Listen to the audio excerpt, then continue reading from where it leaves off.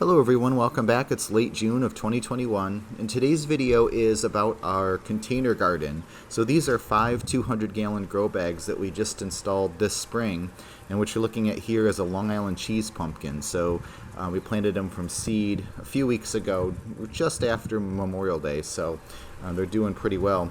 Here's our seed, or our soil mix, I should say. Basically, that's 2/3 of a bed mix and then 1/3 of peat moss and perlite. So I'm just going to let these kind of spill out, really well, I'm thinking, in these containers. One of the things people ask is, can that grow in a container, any particular crop? If you have a big enough container, these 200-gallon bins, there's really not a lot of difference between growing in the ground and growing in these bins, aside from the fact that you don't really have to weed as often, which is a nice plus, and you don't have to bend over to weed when you do weed these. This is a Petite Gris de Rennes cantaloupe, and next to it is a Sweet Passion cantaloupe. So the Petite Gris is a little bit further along for whatever reason, but those are looking nice, and I'll let those trail out, out of the container onto the mulch as well. I'll try to train them inside, but they can spill over. These are sweet potatoes. There's probably like 24 plants in there, 200-gallon bin. That white you see, you'll see sort of some of the white film on there. That's the deer spray, the liquid fence, the residue on there. So it's not any kind of disease or anything. But these are doing really well. They like the heat for sure.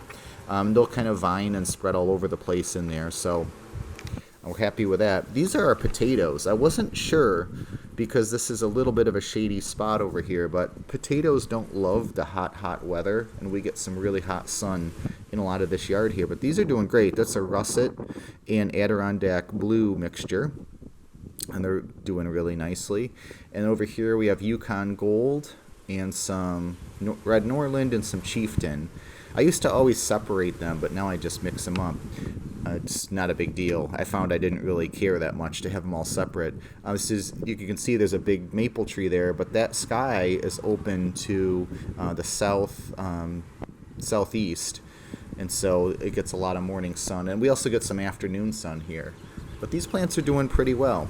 And I basically just built this spring. We built the fence in November, and then, once we went through the winter, we installed these landscape timbers in the orchard here, and then just put some landscape fabric down and covered it with mulch. And that way it's just not a garden that I have to really weed or anything, but it is a garden that's going to produce some food for us, so that's kind of cool. And these are an experiment to see how they do. Next year I might put different crops in here, but I really missed growing pumpkins. I used to have a dedicated space to them, but they get messy, and they'll take over. So I think that's a good solution. But this is the rest of that garden along the fence. We got a little bench there. I'm a big fan of garden benches. So then we have another bench here, just in the flower part of the garden by the gnome garden. So and I'll kind of zoom in. You can see we continue that landscape timber down, although I use different ones in the back there just to sort of tie in visually. So here's the second part of our container garden. This is 7 containers that are on a concrete pad. So I'm just going to get these weeds out of there. These are peppers, and so this is a rose con pollo, these 3. They're doing really nicely. They're slow to get started always. All 3 in this pot are just always that way every year. But they're looking good now. This is habanada. Lots of nice leaves there. Habanada is like a heatless habanero. It's really good, actually. It's really sweet and smoky, but it doesn't have any of the heat. And then Scotch bonnet, which is, of course, a hot pepper. A rose con pollo is sort of like a medium hot pepper. Really nice, really good pepper to use in any kind of tacos, Mexican dishes. But that's a 100-gallon container. This is also a 100-gallon container with some eggplant. We'll get to that in a second. These are 30-gallon pots. So this is a 30-gallon pot with a Satsuma eggplant, which is a long green. And then this one I'm zooming in on is a 30-gallon pot with 2 Matoyo, which is a dark purple round eggplant.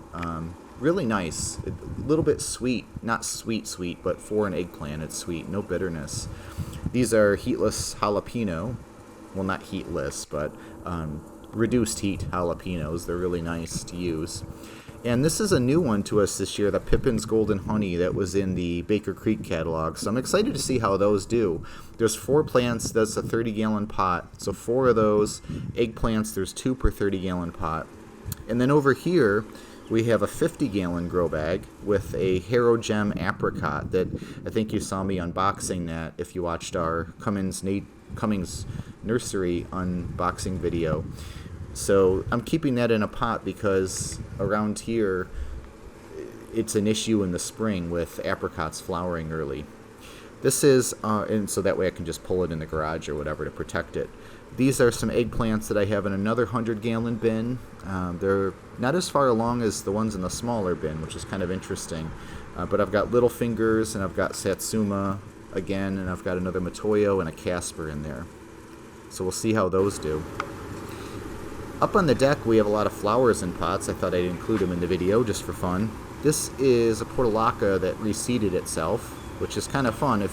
I didn't do anything to these at all. They basically, here's another one. They basically just reseeded themselves. They grew last year. I left the pots outside in the snow all winter, and this spring they started growing again. So if you have portulaca, they will do that.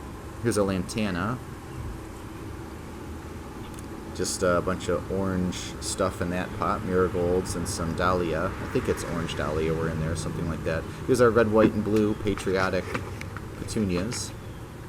A little mixed pot with all kinds of stuff in there.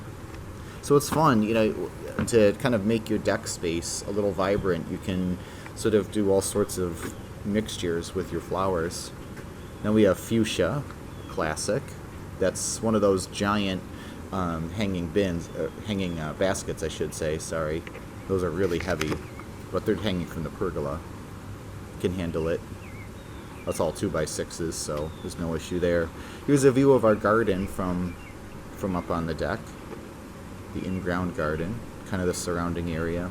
Everything's coming along well. We've had a lot of really dry weather here, probably like most parts of the country, so some of the stuff I've really had to water, and if you don't keep up with it, it gets stunted pretty quickly. But we're supposed to get some rain this week, and I think that'll help quite a bit. But there's our orchard. Never mind our coolers and stuff. We just got back from camping. Here's a few more flowers. Here's our purple and white petunia garden. We're big petunia and zinnia fans, so we got a bunch of those going. Here's some zinnias, just in a giant planter all mixed up. And we have another fuchsia. The hops you saw if you watched our hop video. The hops are going crazy. They're starting to actually get hops now, which is fun. You can see here those little spiky things. Those are the beginnings of the hop cones. So they're just starting. Usually we harvest those in late July, early August, somewhere in there. It depends on the year, really. But the hops are going crazy. And then another petunia. I saw this one at a hardware store. This is called, like, I think Candy Shop or something like that. I thought it looked really cool, so we got them, put them in a pink pot so that they match. This is sort of our pink and white garden. So both of these big round planters, also there's a dahlia in the center there, and then some Dusty Miller and some pink petunias. But down in those pots are also a bunch of tulip and hyacinth bulbs from the spring. So we're just going to leave them in there, and then next year, hopefully they should come back. So that's something you can do too. So thank you for watching. A lot of exciting stuff going on in the garden. We got a lot of great content coming for you in the near future, so we hope to see you again soon. And if you have any questions or comments, please leave them in the comment section below.